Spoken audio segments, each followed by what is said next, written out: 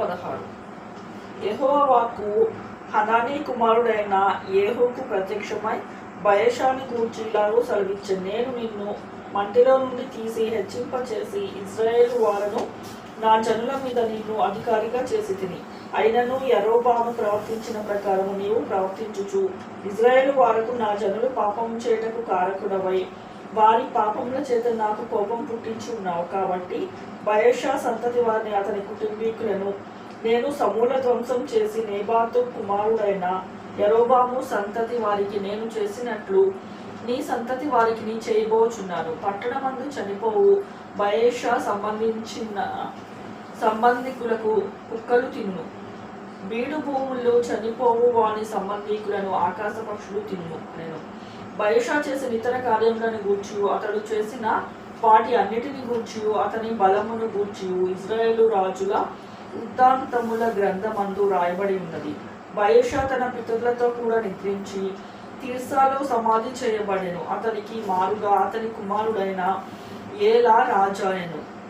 మరియు బయెషా యరొబాము సంతతి వారి వలనే ఉండి కార్యముల చేత యెహోవా దృష్టికి కీడు చేయు ఆయనకు కోపం పుట్టించిన దానినంతటిని బట్టి అతడు తన రాజును చంపుటకు బట్టి అతనికి అతని సంతతి వారికి విరోధముగా యెహోవా వాక్కు హనానీ కుమారులను ప్రవక్తయగు యేహూకు ప్రత్యక్షమాయెను.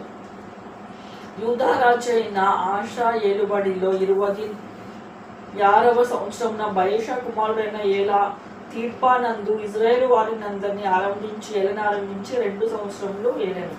తీర్సాలో తన గృహ నిర్వాహకుడకు ఆర్సా ఇంట అతడు తాగి మత్తుడై ఉండగా యుద్ధ రథముల అర్ధభాగము మీద అధికారి అయిన జిమ్రీ అతని మీద కుట్ర చేసి లోపలికి చొచ్చి అతని కొట్టి చంపి అతనికి మారుగా రాజయ్యను. ఇది యూదా రాజైన ఆసా ఏలుబడిలో 27వ సంవత్సరంలో సంభవించెను. అతడు సింహాసనాసీనుడై ఏలనారంభించిన తోడనే బయెషా సంతతి వారందరిలో ఏ పురుషునే కాని అతని సంబంధులలో మిత్రులలో ఎవరినే కాని మిగులనియ్యక అందరినీ హతము చేశాను. బయెషాయును అతని కుమారుడును ఏలాయును తామే పాపము చేసి ఇశ్రాయేలు వారు పాపము చేయటకు కారకుడైన తాము పెట్టుకొని నా దేవతల చేత ఇశ్రాయేలు యెహోవా దేవుడైన యెహోవా కోపము పుట్టించిరి కనుక వారు చేసిన పాపములను బట్టి ప్రవక్త అయిన యెహూ ద్వారా బయెషాను గూర్చి యెహోవా సెలవిచ్చిన మాట నెరవేరుటకై జిమ్రీ బయెషా సంతతి వారినందరినీ నాశనము చేశాను.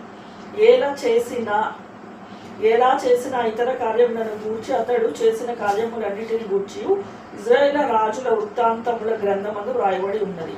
యూదా రాజైన ఆసా ఏలుబడిలో 27వ సంవత్సరమున జిమ్రీ తిర్సాలో 7 దినములు ఏలెను. జనులు ఫిలిష్తీయుల సంబంధమైన గిబ్బోతోను మీదికి వచ్చి అక్కడ దిగి ఉండగా జిమ్రీ కుట్ర చేసి రాజును చంపించెను. వార్త అక్కడ దిగి ఉన్న జనులను వినపడెను కనుక ఇశ్రాయేలు వారందరూ ఆ దినమున సైన్యాధిపతి అయిన ఒమ్రీని దండుపేటలో ఇశ్రాయేలు వారి మీద రాజుగా పట్టాభిషేకము చేసిరి. వెంటనే ఒమ్రీ గిబ్బెతోను విడిచి అతడును ఇశ్రాయేలు వారందరూ తిర్సాకు వచ్చి దాని ముట్టడి చేసిరి. పట్టణము పట్టుబడేనని జిమ్రీ తెలుసుకొని తాను రాజనగరు నందు జొచ్చి తనతో కూడా రాజనగరుకు తగలబెట్టుకొని చనిపోయాడు. యరొబాము చేసినట్లు అతడు యెహోవా దృష్టికి చెడుతనము చేయుటకై ఉండి తాను పాపము చేయుచు ఇశ్రాయేలు వారు పాపము చేయుటకు కారకుడైనందున ఇలాగూ జరిగాను. జిమ్రీ చేసిన ఇతర కార్యములను గూర్చి అతడు చేసిన రాజద్రోహమును గూర్చి ఇశ్రాయేలు రాజు వృత్తాంతముల గ్రంథమును రాయబడి ఉన్నది.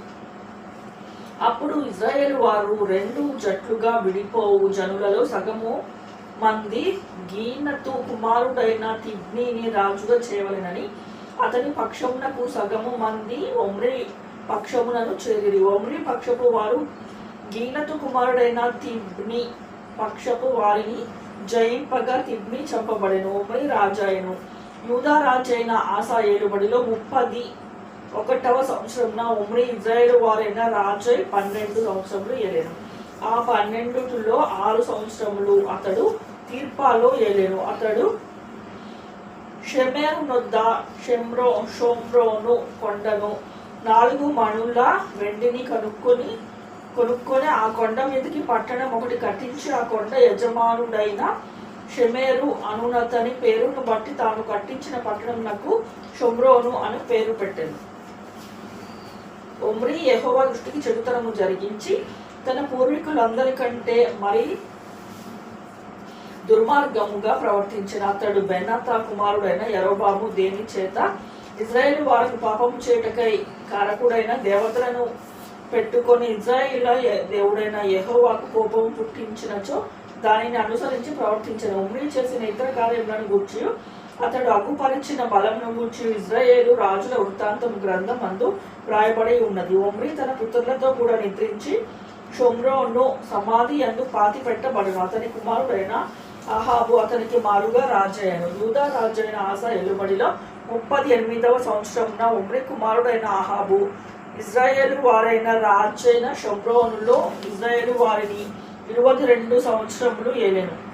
ఒమ్రీ కుమారుడైన అహాబు తన పూర్వీకులందరినీ మించునంతగా యెహోవా దృష్టికి చెడుతనము చేశాను. నెబాతు కుమారుడైన యరొబాము జరిగించిన పాపక్రియలను అనుసరించి నడుచుకొనుట స్వల్ప సంగతి అనుకొని అతడు సీదోనీయులకు రాజైన యత్బయము కుమారుడైన యెజెబెలుకు వివాహము చేసుకుని బయలు దేవతను పూజించుచు వానికి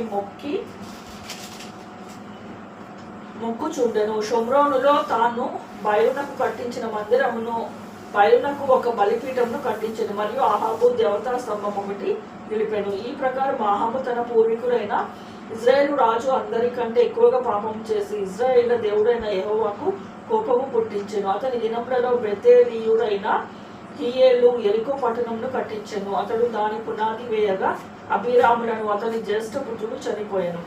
దాని గౌనుల నెత్తగా సెగూబు అను అతని కనిష్ట పుత్రుడు చనిపోయాను. ఇది నూను కుమారుడైన యెహోషువ ద్వారా యెహోవా సెలవిచ్చిన మాట చొప్పున సంభవించెను.